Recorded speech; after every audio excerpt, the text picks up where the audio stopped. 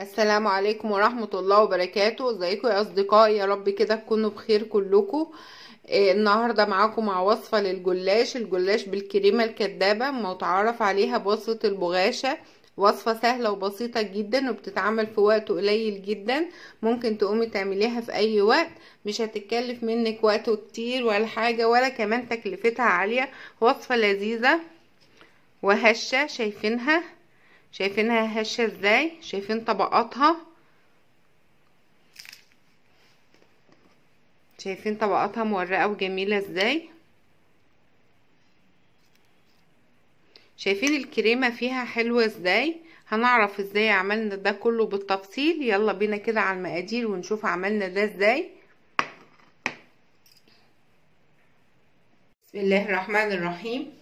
مقاديرها سهلة وبسيطة جدا معانا، وهي عبارة عن نص كوباية من السمنة المذابة، كيلو من المهلبية الكريمة الكدابة، عبارة عن كيلو من اللبن، عليهم 3 معالق من النشا. 3 معالق دول مدوباهم في نص كوبايه من اللبن الحليب ده، ورفعتهم على النار لغايه لما تماسكت وبقت كريمي بالشكل ده اهي.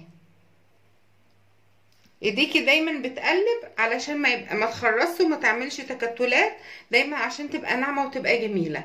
لفه من الجلاش، وانا ظبطت مقاس الصينيه عليها زي ما علمتكم قبل كده في الوصفه اللي فاتت، ان انا باخد الصينيه بقلبها كده عشان تشوفوها. بقلبها كده واخد مقاسها بالشكل ده. دي الصينيه دي مقاسها 26 اهي. بقلبها وباخد نفس المقاس. تمام. بعمل ايه في الزياده ده؟ بندخله جوه زي ما عملنا قبل كده بالمكسرات. النهارده هنعملها بالكريمه. بعد عدد الطبقات، اخد نصهم تحت ونصهم فوق. دايما بتبقى من 12 ل 16 طبقه. نخلي بالنا ان الجلاش الآلي ده في منه نوعين، في نوع للحلويات وفي نوع للحادق. الحادق بيبقى سميك شويه، الحلويات هو اللي بيبقى رقيق، اللي بيبقى تقريبا 16. تمام. اخد بقى طبقتين، اخدهم كده اهو. بسم الله. الاول اجيب الصينيه وادهنها سمنه مذابه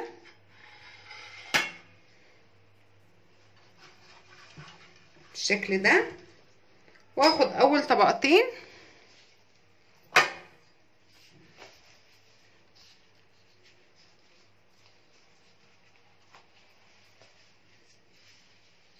افردهم في قاعدة الصينية كده اهو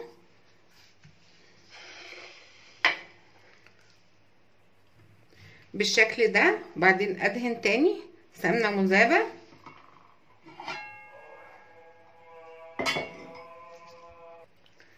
بعد ما دهنت السمنة احط برضو تاني طبقات تاني من الجلاش.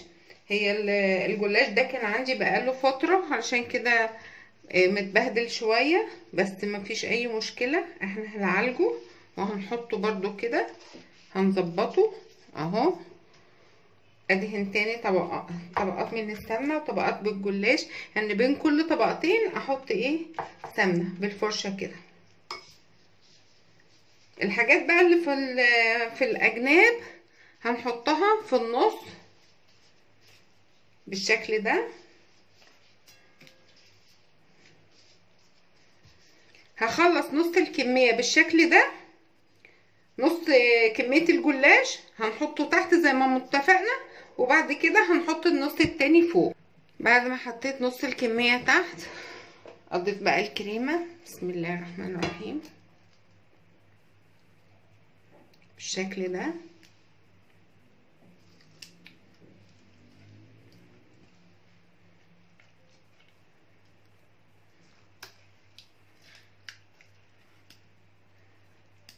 كل كمية الكريمة كده.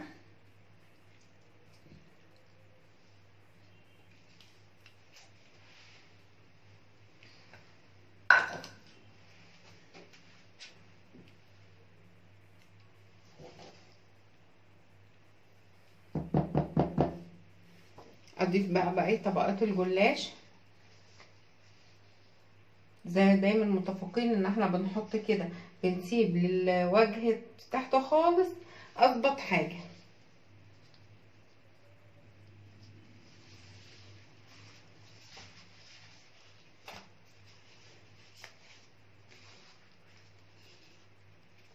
بالشكل ده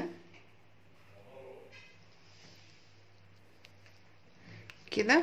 وبرضه احط على الوجه من فوق برضو الحاجات اللي مقصقصه اللي مش مظبطه في النص، برضو احط برضو طبقه سمنه. بسم الله كده بالفرشه، حاجات بسيطه، دهن بسيط كده،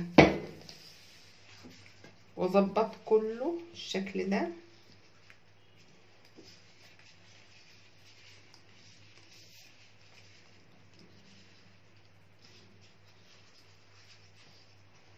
لغايه لما اخلص بقيت نص الكميه كلها. وزي ما اتفقنا كده اخر طبقات هي بتبقى اكتر حاجه مظبوطه بالشكل ده اهي. هاخدها بقى اقطعها، لا اما مربعات لا اما مثلثات.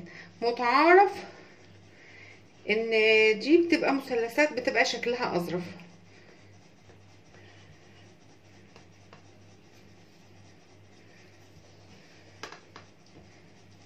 بسم الله اهي. وكل مربع ناخده برضو على 2 بالشكل ده. الحجم ده حلو قوي كده. كريمه عشانها سخنه طلعت كده شويه عادي، مفيش اي حاجه، ظبطيها كده مفيش اي مشكله، ظبطيها. اقطعها كلها واوريها لكم.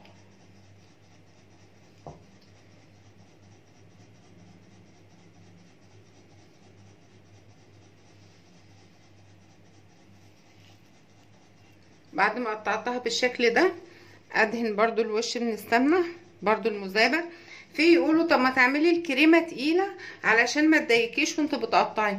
الكريمه التقيله بتبقى في الاكل مش حلوه، بتبقى حاجات مكتله كده مش حلوه. ما احنا عاوزين ناكل حاجه كريميه، حاجه طعمها حلو. يعني ما نحافظش بقى على الشكل وناكل حاجه مش حلوه، لا، نحافظ على الاتنين على قد ما نقدر، انها تبقى كريميه طعمها حلو، وفي نفس الوقت ما تبقاش مكتله كده وتقيله، وان قعدت شويه تلاقيها مكتله خالص كده، لا، تبقى كريميه وطعمها احلى. ادهن بقى الوش بتاعها من السمنه كده، كل مثلثه ادهنها كده. وبعد كده ادخلها فرن درجه حرارته 180 لمده 40 دقيقه، او حسب برضو نوع الفرن. فزي ما احنا متفقين افراننا كلها مش زي بعضها، حسب ما تاخد بقى لون دهبي حلو، حسب ما تورق اهي.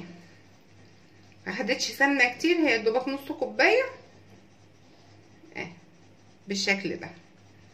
اخدها بقى ادخلها الفرن وارجع اوريها لكم انا بسقيها السيرب المتوسط البارد. شايفين بعد ما اتخبزت وطلعت من الفرن اللون الذهبي الجميل ده؟ هي طبعا لسه سخنه ومورقه ازاي، تحس ان هي كبرت كده في الصينيه، ورقت طبقاتها، ورقت. اسقيها بالسيرب المتوسط البارد. زي ما انا قلت لكم السيرب بيبقى كوبايتين سكر عليهم كوبايه ميه، نص كوبايه عسل كلوكوز. شايفين جمالها؟ برضو ما بتاخدش سيرب كتير، بس شايفين تورقاتها عامله ازاي، طبقاتها مورقه ازاي، تحفه. تبرد حبه واقطعها لكم واوريها لكم شكلها ايه.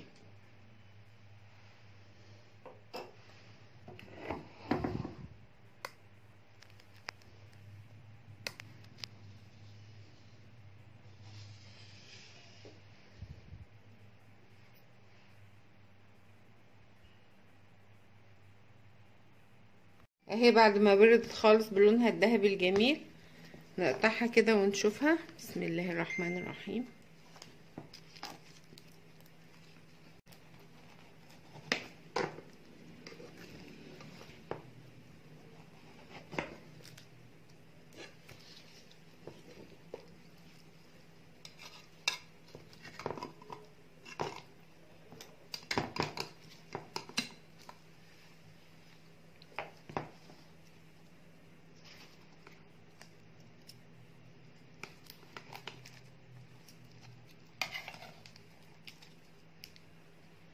شايفين ما شاء الله،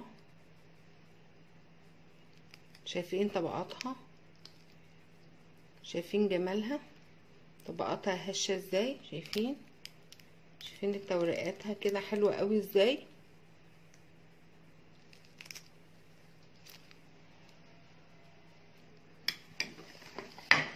اهي ما شاء الله.